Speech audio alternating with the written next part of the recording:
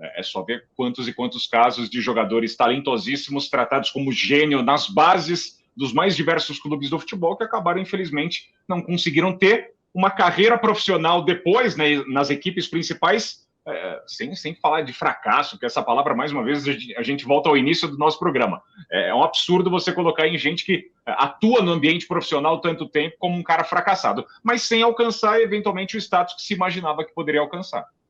Qual foi o último grande que você lembra, mano? Tipo, grande assim, que falou, cara, esse cara vai ser muito grande, surgiu como um raio, e daí, realmente, o último, assim, o mais recente. Neymar, cara. É que colocar o Neymar nessa brincadeira, você acaba excluindo todos os outros.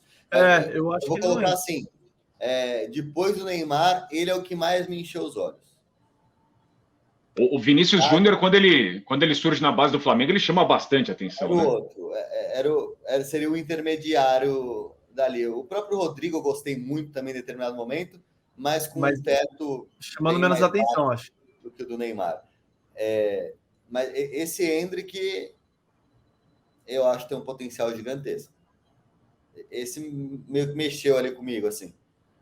Um cara que eu vi, que eu também me chamou muita atenção, era o Casemiro, cara, quando ele surgiu ele fez uma copinha, o Casemiro, um negócio de, sabe, uns passes de 70 metros, assim, ele jogava muita bola. Eu tô tentando pensar em algum que eu vi, que eu achei maravilhoso e que não virou. Cara, pra mim... No Santos você fala... Que não é que não virou, lógico que virou um puta jogador, mas eu achei que ele fosse ser muito maior do que realmente virou, é o Lucas Moura. Talvez até pela carreira com que ele tomou, pela decisão de carreira que ele teve. Eu não sei exatamente qual foi a dele de ficar tanto tempo no Paris sem ser o que ele poderia ter sido em outro clube, porque realmente, quando ele surgiu, eu tinha certeza que ele ia ser, cara, do patamar, talvez não do Neymar, mas muito próximo ali, sabe? São um dos grandes da seleção, de ser mais ou menos o que o Coutinho é hoje para mais, assim, sabe? Tipo, alguém que realmente você tem como uma certeza que vai estar na seleção e que já mostrou. E o Lucas acabou não indo, né? Lógico. Champions League, Paris Saint-Germain, Tottenham, fez gol em Champions, fez história, mas eu achei que fosse maior. Eu tinha uma expectativa exatamente como ele não esperava muita coisa do Lucas Moura, não. Muita coisa. Para mim, desde que ele surgiu, eu falava, esse cara, ele é a cara da Premier League. Assim como eu falo, para mim o Sara é a cara da Premier League. Para mim o Lucas Moura era a cara da Premier League. Jogador intenso, que finalizava bem. E eu acho que ele foi mais ou menos o que eu esperava mesmo. Um jogador que eu fui muito fã, sou fã até hoje, era o Lisieiro, cara. O Lisieiro, para mim, também seria jogador craque.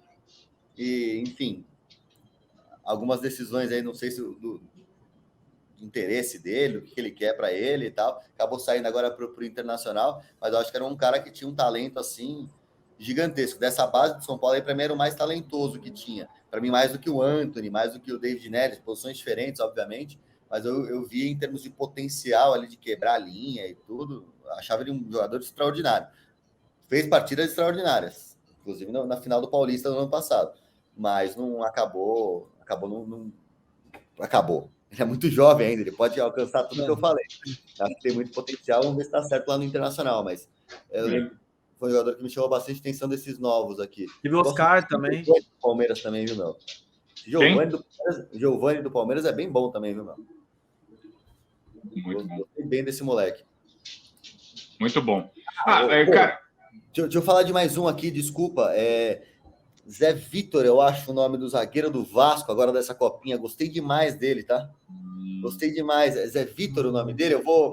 Zagueiro canhoto, alto. Eu gostei bem dele. Falta ainda um pouquinho de velocidade, mas, cara, é isso mesmo.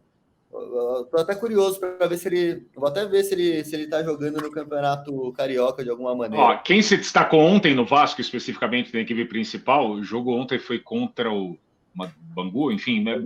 Foi o Peck, né? O Peck, que ele fez algumas jogadas bastante desconcertantes, e ele fez uma Série B do ano passado muito dificultosa, muito por conta, né, dos problemas do Vasco, e é um cara que também surge na base lá do gigante da colina, assim, de um jeito absurdo. E ele é muito talentoso. E ontem ele deu um drible aí que tá viralizando nas redes sociais, ele sai pedalando para cima do adversário e dá um elástico, assim, do lado direito do ataque, né? Canhoto, ele traz para a perna esquerda, joga a perna para fora, para dentro e traz para fora, né? Assim, negócio espetacular. E ele tem jogado bem esse início de campeonato estadual, esse início de Taça Guanabara. É um jogador de quem se espera muito, por exemplo, do Vasco da Gama, já que você citou. O Coutinho é um outro cara que foi maturar na Europa e demorou até alcançar o status de Liverpool. É um cara que passou por Inter de Milão, passou pelo futebol espanhol, até conseguir, de fato, alcançar uma maturidade de Europa. Tem muito disso também. O cara sai com uma expectativa alta e se desenvolve lá. Aí, ó, Lionel Peck aí, ó. Gabriel Peck. Que isso. Foi duro o elástico, ó. Seco. Nossa. Muito bem, mano. Muito bem, ó. Ele é bastante talentoso, esse aí também. Muito bom. Tome. E, sabe um cara para a gente lembrar também que surgiu de uma maneira extraordinária? Para mim, cracaço ia ser o novo fenômeno. Alexandre Pato, cara. Eu pensei nele quando a gente começou a falar. O começo da carreira do Pato ali é um negócio assustador de qualidade, de recurso, né? O que ele tinha de recurso era a estreia dele na Série A do italiano, né? O cara chega sendo decisivo em clássico contra a Inter, sendo artilheiro de Série A, um dos grandes artilheiros do Milan. A maneira como o Inter tratou, né? Aquela segurança dele. E vai muito também nessa linha do Endrick. É um cara que desde cedo sempre foi alvo. Assim como o Neymar e tantos outros. É um cara que desde cedo foi, entre aspas, escondido para não ficar na visibilidade dos tubarões e o Internacional não perdê-lo. Então o cara faz aquela estreia contra o Palmeiras pré-viagem para o Mundial de Clubes em 2006 e, enfim, acaba com o Palmeiras dentro do Allianz Parque, do antigo Palestra Itália, e o pessoal fala, quem é esse cara? É o Alexandre Pato, que a gente estava segurando tanto tempo, né?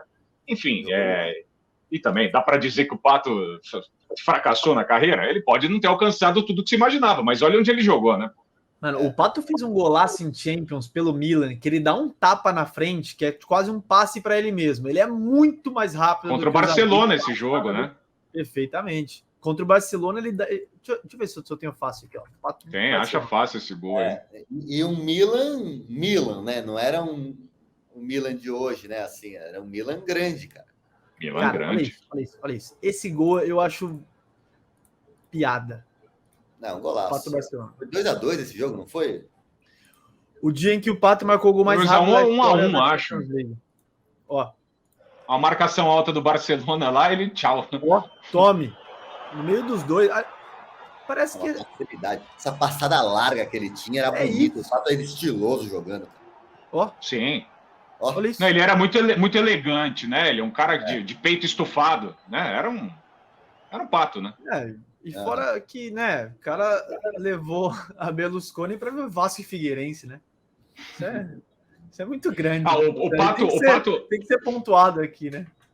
O Pato, eu não vou nem vestir, né, a camisa do clubismo, mas o corintiano, de maneira geral, tem aquele olhar desviado em relação ao Pato, né? Pela maneira como ele conduziu o processo dele, enfim. Mas ele tem alguns grandes jogos com a camisa do Corinthians, né?